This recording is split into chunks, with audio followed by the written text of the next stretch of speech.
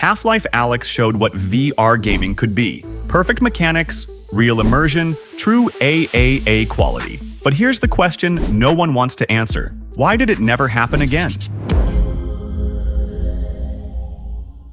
5 years. That's how long it's been since Valve dropped Half-Life. Alyx on Us, a game that wasn't just good, it was a revelation. It felt like the future of gaming had finally arrived. A true, full-length AAA experience designed from the ground up for virtual reality.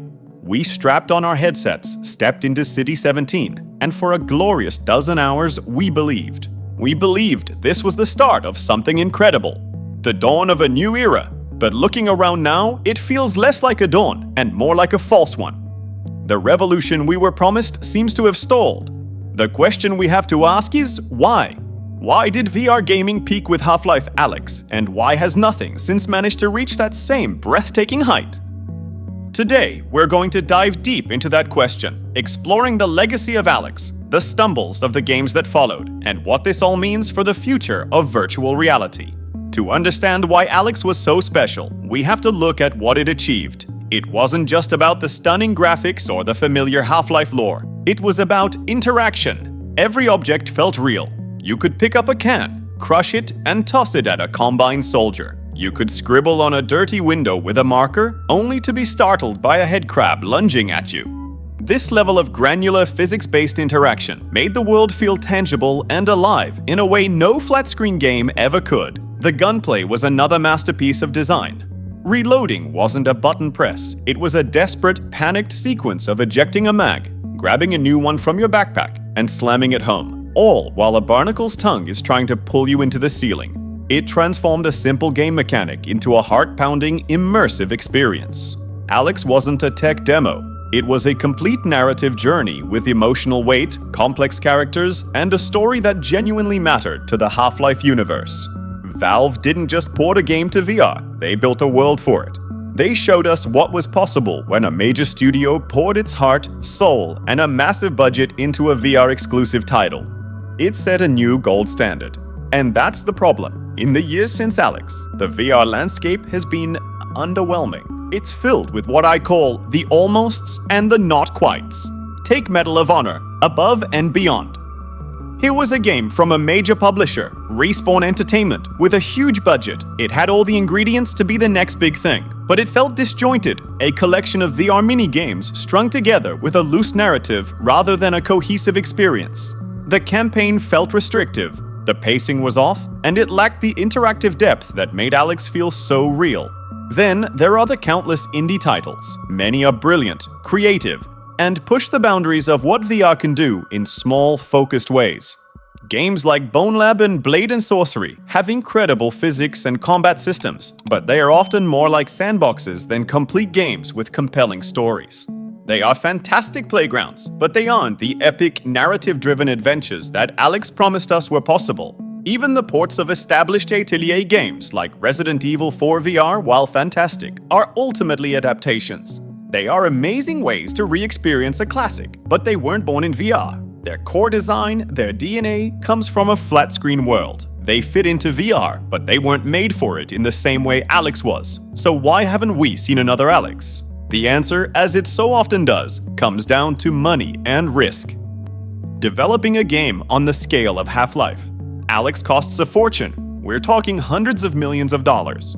For a traditional AAA game, a studio like Sony or Ubisoft can project sales based on a massive potential audience of console and PC players, easily numbering in the hundreds of millions. The risk is high, but the potential reward is enormous.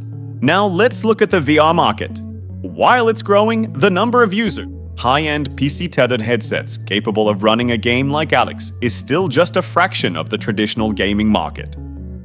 From a purely business perspective, spending $100 million to develop a game for a relatively small niche audience is a terrifying proposition. The numbers just don't add up. For a company like Valve, it was a strategic investment.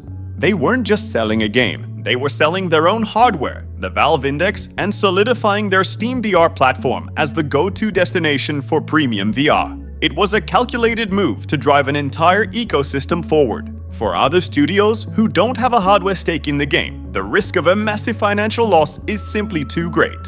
They are stuck in a catch-22. They won't invest big until the market grows, but the market won't grow without those big system-selling games.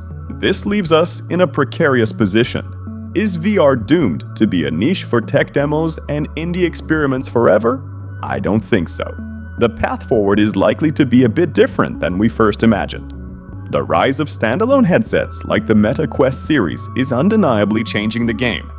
These devices are more affordable and accessible, massively expanding the VR user base. While they may not have the raw power of a high-end PC, they are getting impressively capable. The challenge and opportunity for developers is to create deep, compelling, all-in-all quality experiences that can run on this standalone hardware. Games like The Walking Dead, Saints and Sinners, and the upcoming Assassin's Creed Nexus VR are showing that it is possible. They might not have the hyper-detailed physics of Alyx, but they focus on strong gameplay loops, great storytelling, and clever design to create immersive worlds. Another hope lies in hybrid games.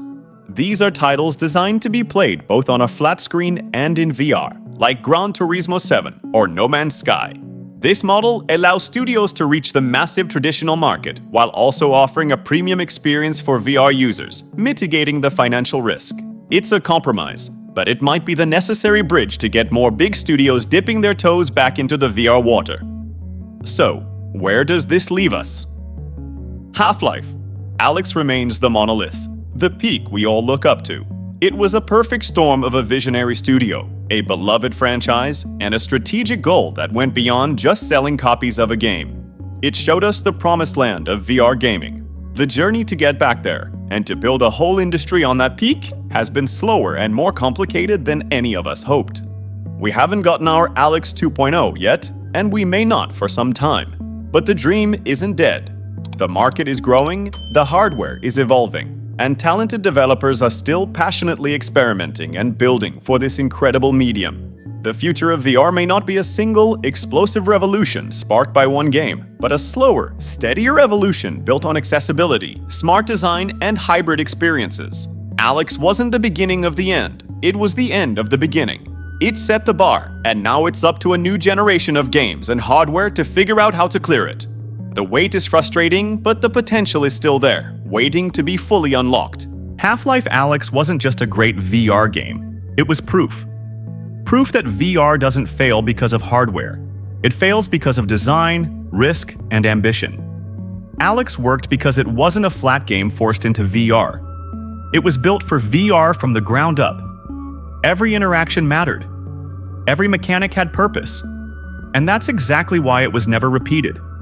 It was expensive, it was risky, and it required studios to completely rethink how games are made. So the real question isn't whether VR has potential. We already know it does. The real question is, will any studio ever be willing to do it again? Or was Half-Life Alyx the peak of VR gaming?